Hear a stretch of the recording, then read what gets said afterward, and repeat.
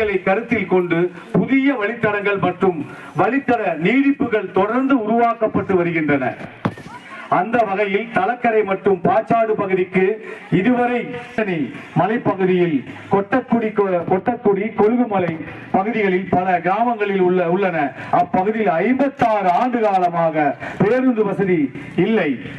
இதனால் மாணவர்கள் பெண்கள் மற்றும் உடனடியாக பரிசீலித்து நடவடிக்கை எடுக்க வேண்டும் என்று உத்தரவிட்டார். உடனடியாக போக்குவரத்து துறை அதிகாரிகளுடன் ஆலோசனை.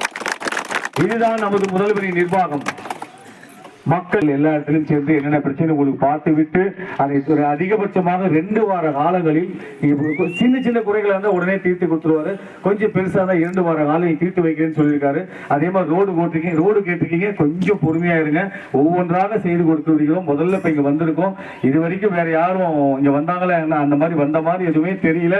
அப்படி வந்திருந்தா இந்த மாதிரி இருக்காது. வந்து முதல் முறையாக நாங்க தான் வந்திருக்கோம். இதுக்கு முதல்ல தேர்தலுக்கு முதல்ல வந்திருக்கோம்.